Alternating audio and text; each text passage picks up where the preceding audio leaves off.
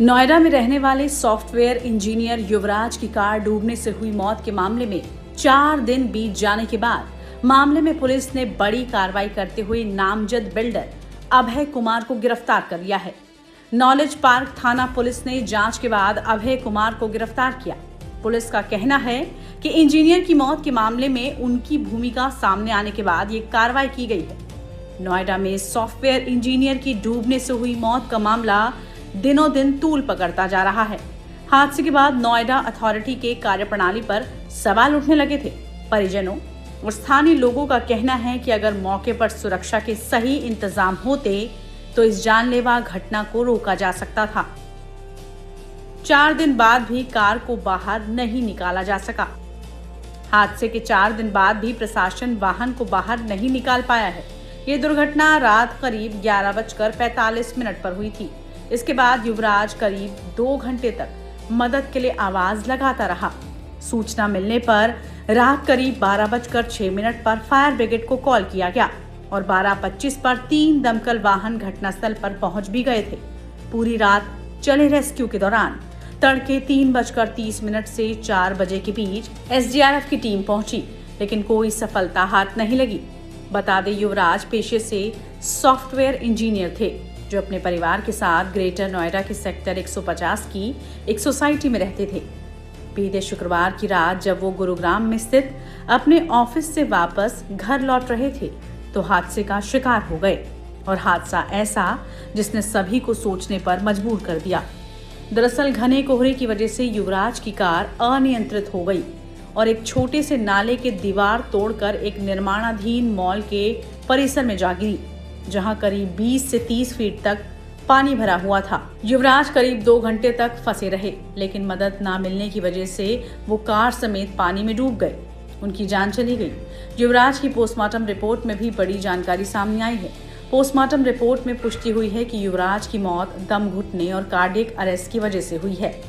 Engineer युवराज मेहता की जान बच सकती थी। उन्होंने हादसे के बाद अपने पिता को फोन कर इसकी जानकारी भी दी। पुलिस प्रशासन भी मौके पर पहुंच चुका था और युवराज वहां से कुछ फीट की दूरी से ही अपनी जान बचाने की गुहार लगा रहा था। बेबस पिता भी पुलिस वालों और वहां मौजूद लोगों से मदद मांग रहे थे, लेकिन किसी ने उनकी मदद नहीं की, जिसके बाद एक पिता के सामने उसका इकलौता गहरे पानी में समा गया और उसकी जान चली गई।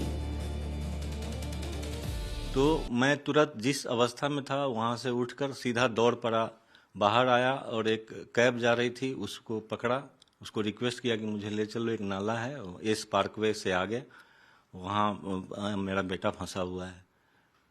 वहाँ पहुँचे, देखे कहीं कोई हलचल नहीं। फिर हमने फ़ोन लगाया बेटा को, तो बेटा बोला कि पापा उस नाले में नहीं, हम लोग जहाँ सोसाइटी से पहले वाला जो नाला है जहाँ राइट टर्न लेते हैं वहाँ पर मैं गिरा हूँ।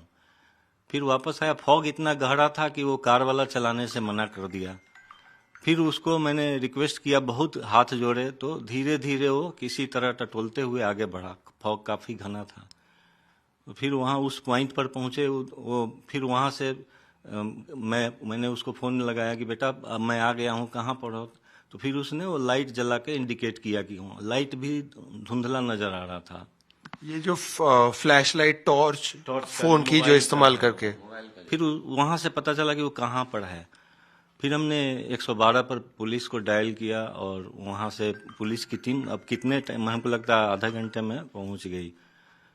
फिर उन लोगों ने फायर ब्रिगेड को कॉल किया, फायर ब्रिगेड वाले, लेकिन थोड़ा टाइम लगता गया। वो चिल्ला रहा था हेल्प के लिए, लेकिन कोई जो वहाँ पर खड़े तमाशबीन थे उनमें से कोई आगे नहीं बढ़ रहा था। स्विमिंग जानता था या नहीं, हम सबसे रिक्वेस्ट करते कि भैया आप जानते हो, थोड़ा मदद करो, मेरा बेटा वहाँ फंसा हुआ है, उसकी जान की रक्षा करो। मुझे भी नहीं आता था, अगर मैं जाता भी तो वहाँ नीचे ही गिर जाता, वो गहरा नाला था। तो मैं भी छटपटा रहा था बार बार, कभी इस सिरे में कभी उस सिरे में जा रहा था, दौड़ लगा रहा था। तो आपके दिमाग में उस दौरान क्या चल रहा था? जैसे ही टाइम बढ़ते जा रहा था कि आप और उत्सुक हो रहे थे? मैं अपने रिलेटिव सबको भी मैसेज कर रहा था, अपने सोसाइटी के लोगों को भी हेल्प के लिए गुहार लगा रहा था, मैसेज करता जा रहा था लगातार चलते हुए, और उसकी उस तरफ भी उसको भी इंडिकेट कर रहा था कि बेटा हम हैं, मदद के लिए हम उपाय लगा रहे हैं। फिर जो टीम आई एनडीआरएफ की,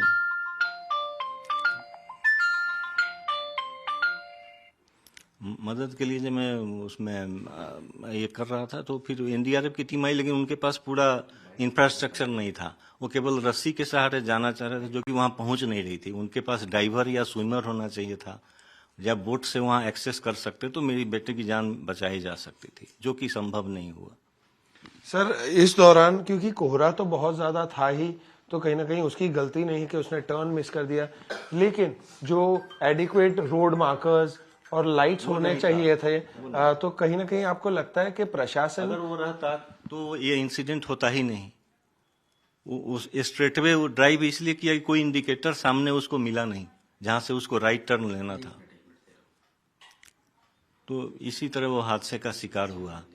मदद की गुहार उसकी ओर से भी लगाई जा रही थी, लेकिन फिर कोई सहायता मिली नहीं और वो कोलैप्स कर गया। ये जो एक पूरा कोलैप्स है सिस्टम के द्वारा, उसके बारे में आपको क्या लगता है? क्योंकि लाइट्स नहीं थी, वो ट्रैफिक और नोएडा अथॉरिटी के अंडर आता है। उस दौरान एनडीआरएफ के पास या एसडीआरएफ के पास एडिक्वेट इंफ्रास्ट्रक्चर नहीं था, या फायर ब्रिगेड के पास एक नाव होने के बावजूद भी वो लोग अंदर नहीं गए।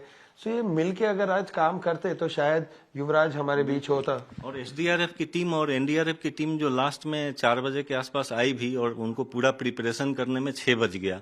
फिर वो 6 बजे रेस्क्यू ऑपरेशन बोट के सहारे लगाए, तब तक तो काफी देर हो चुकी थी, उसका कोई फायदा नहीं था, केवल बॉडी रिकवर किया गया।